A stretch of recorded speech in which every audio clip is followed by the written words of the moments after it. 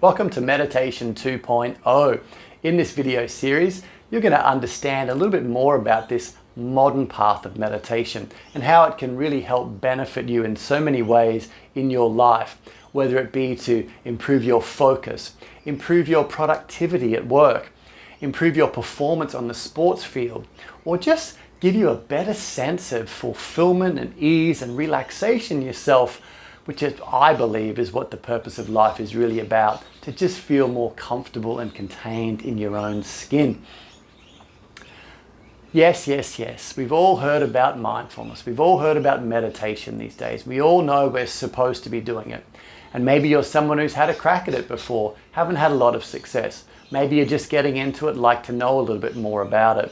Maybe you've never done it. Whatever the case is for you, there are some things that you can do in putting together your own practice that will give you a much greater chance of success. A lot of people tell me, look, I do some meditation, but I really struggle to do it on my own. I just need to plug into an app or do some guided meditation. Now, this is great initially, and I really encourage that. And I've got heaps of guided meditations and programs that I give to people to help them get started. But I say to people, think about it like this. If you go to the gym and you always need a personal trainer, one, it's going to get very expensive very fast, but two, you're never going to really develop your own muscle of willpower and determination. Because the point of the personal trainer is that you're kind of paying somebody else to be that rev up, loud, rah-rah voice for you to get you going. And it's kind of the same with meditation. You want to be able to eventually just sit still, close your eyes, anytime, anywhere, and do this for yourself. Because when you're just being guided by somebody else's program, it's their voice that's coming in to kind of wake you up all the time and pull you back from your wandering mind. And as a result, it's them that's doing the willpower training and just waking you up. What you really want to do through your meditation practice is to develop the muscle in your own brain to wake yourself up whenever you need to, at will, and to be more present and more engaged and not so wandering around, floating off, daydreaming off with the fairies all the time. This is kind of difference, I like to say, with people about being guided all the time or learning the ingredients to do it for yourself. So this video is about learning some of the ingredients to do it for yourself. There are, if we think about the tradition of meditation, probably we could say hundreds of different styles of meditation, but if you pull it down to its core essentials, we could say there's about 5 different types of meditation that have been taught over millennia really, and I'd like to just go through a few of them with you to give you an overall umbrella view of meditation. And then what I've done with my mindfulness training programs is to bring a very simple 4-part formula to all these traditions to make it very understandable and easy for you to do for yourself. Number 1, and the thing we know about most these days, is mindfulness meditation.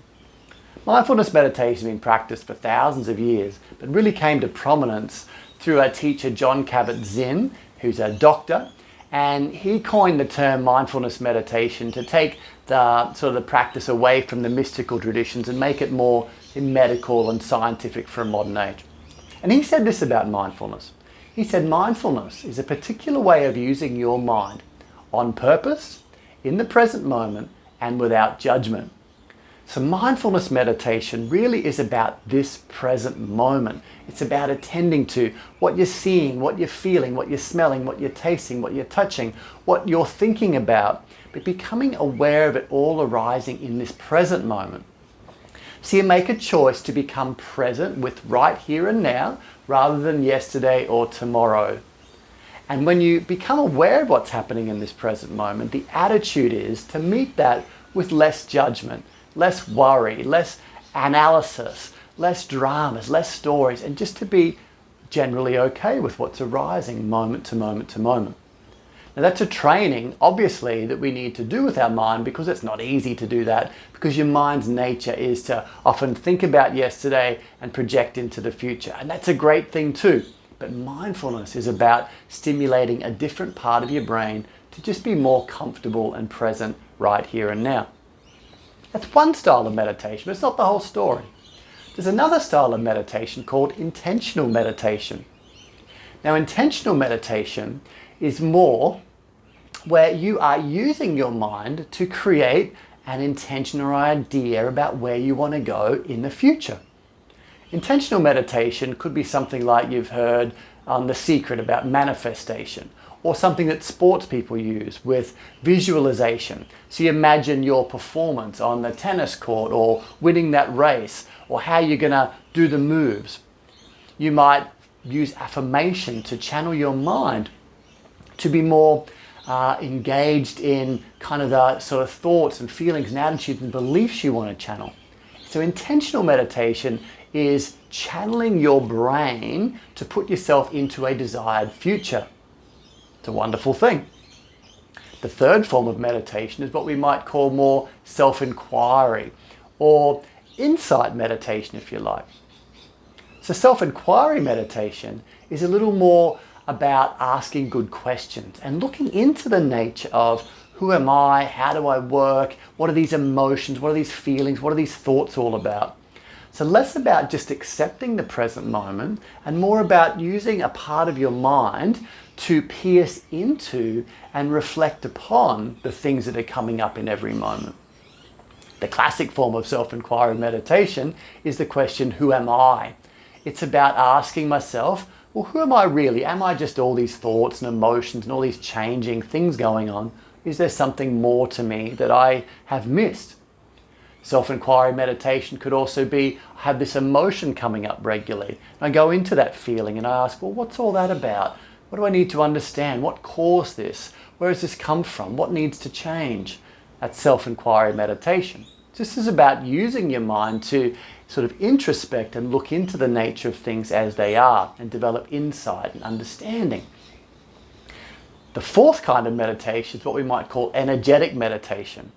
If you've ever come across the word Kundalini or Kundalini meditation, this comes from this tradition and other traditions as well. But the basic idea is that instead of just trying to use your mind to become still, like focus on the present, which we all know is very difficult, you use energy and change the energy of your body and mind, kind of change your frequency.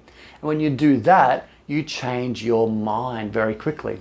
So you might use different breathing practices. You might use different movement-based practices. You might use different focal points in your body and bring intention, awareness, and breath and feeling into those areas.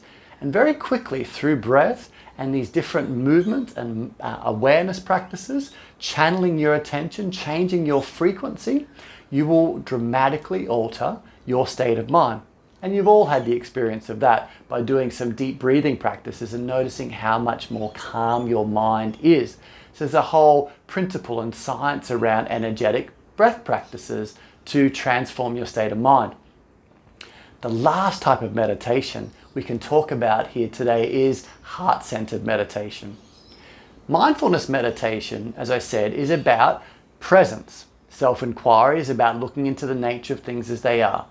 Heart-centered meditation is more about channeling your emotional frequency to just feel better about yourself, feel better about life, to choose the kind of emotional frequencies you want to feel more of in your life. So classic practices are what we call loving kindness meditation, where you start to wish well upon other people. May you be happy, may you be well, may you be healthy. May I be happy, may I be peaceful, and may I be well.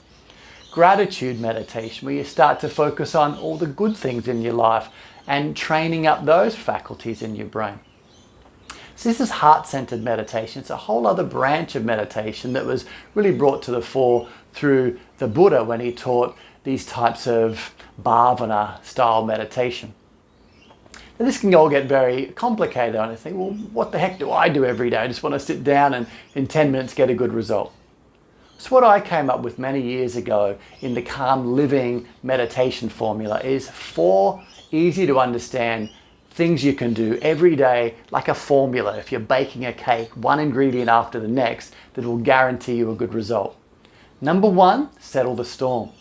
When you sit down to meditate, if you just try and focus your mind and become present, it can be really challenging. So I like to use some of these energetic meditation practices of deeper breathing, some rhythmic movement practices or shaking, different things you can do to change your frequency, change your energy quickly, and as a result, settle the storm in your nervous system, the busyness in your mind, and almost guarantee your brain waves drop down very quickly so you can meditate much better. So number one are these active techniques that I call settle the storm.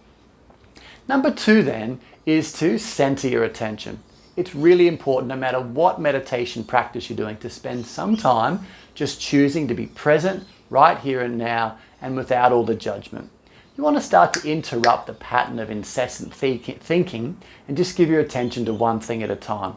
And in this I recommend very simple, just the flow of your breath or the flow of sensations in your body or sounds around you. You choose one of these three inputs to shift out of thinking mind into feeling. So you feel the touch of the breath in the nostrils and just give your attention to it for a couple of minutes at a time. Notice all the wandering and come back to the breath. You might do a body scan and feel the sensations in your body. Every time you interrupt the process of thinking mind by feeling, it's like a hack for your nervous system and brain, and it changes the way things function. Even if just for a moment, the more you create those little gaps in the flow of time in your mind, the healthier it is for your brain. Center your attention is about one thing at a time. Number three then is to sink into silence. This is something that's rarely taught in meditation, I think super important. And what sink into silence really means is to just give yourself time in every meditation to just be, to drop the techniques, to drop the doing, drop the thinking, drop the worrying, drop anything, and just drop into a state of stillness in your body, a state of complete relaxation. Just notice the thoughts coming and just let them settle. Like a glass of dirty water, just let stand still. It'll eventually settle out. So just give yourself a minute or two at a time where you just sink into that silence and notice the stillness of your body, that spaciousness behind the closed eyes, around all the thoughts, that presence, that natural awareness that's always there. This part of your meditation is just about becoming familiar with a part of your mind that most people miss, but this is the real essence of the practice. And in this state of stillness and spaciousness and silence, you practice a little of that self-inquiry, which is just to sort of turn your attention from out there back into yourself and just notice, well, who am I really? What's really going on in my mind? When all these thoughts go away at times, when all these worries and doubts and dramas disappear, who am I really? And you start to notice, well, I'm just this quiet, restful awareness. I'm just this relaxed presence. And it's a very joyful thing to uncover about yourself. So give yourself short moments at the beginning of a meditation and throughout the meditation just to drop everything and sink in. And then when you come back to your focus and you're centering your attention, you'll find that you'll drop so much more deeply into that state. The last thing, and this is something I find really important in your meditation ingredients list, is to select the state of emotion and frequency you want to bring back into your day. Now I just can't state the importance of this enough. Yes, it's great to focus your mind. Yes, it's great to be still and present and relaxed. But the more that you can show your brain, your emotional system, how you want to start showing up in the world, the better your world is going to be. It's as simple as that. And you need to train that up. So every time you finish a meditation, just choose to feel a little happier in yourself. Focus on something that makes you happy. Focus on a memory you've had when you were happy in your life and go into that memory. Enliven that memory. Feel good. Smile into it. Breathe into it. Feel wonderful in that moment, like it's happening.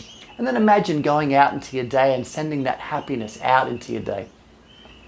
Or think about some people in your life who really mean a lot to you, that you love and you cherish. And then just think about them in your mind, feel into your heart, take a few breaths to wake up good feeling, and then just imagine sending love and happiness and healing into these people. And say the words as you do that. May you be happy. May you be well. May you be healthy. May you be free from suffering. Take a few breaths into your own heart. Feel good. And then imagine sending these good wishes into others. There's been so much evidence around how wishing well upon others and sending that sort of happiness and joy from yourself and channeling it just has a profound impact on the way your brain works. And lastly, I recommend gratitude. Every day, just stop and count your blessings. Take a few breaths, feel your heart wake up, smile a little bit, and just say thanks. Thanks to your body for, getting you through this beautiful day. Thanks to the breath for giving you energy and life. Thanks to the birds for chirping in the morning. Thanks for the air. Thanks for the sky. Thanks for this lovely food I'm going to eat. Thanks for the opportunity to enjoy another day on this incredible planet Earth. 4 things that make your meditation really come to life for you. Number 1, settle the storm. Do some active breath techniques to change your frequency before you meditate. Choose something to focus on and center your attention for periods of time. Have a period where you just sink into silence and relax away from it all and just enjoy being you, calm, content, open, and clear. And then go out into your day by selecting the emotional frequency you want to take. Gratitude, love, kindness, joy, happiness. Channel these emotions. Show your brain this is the kind of world I want to step back into, and just watch as that world almost miraculously starts to transform around you as you shift your frequency from the inside out. This for me is what I call meditation 2.0. It's the essence of the Calm Living meditation courses that I teach online in courses, and that I teach other teachers to teach in the mindfulness teacher training program I run each year. So you can check out any of that by following some of the links on this site, and I'd love to see you in one of those courses, trainings, or workshops very soon.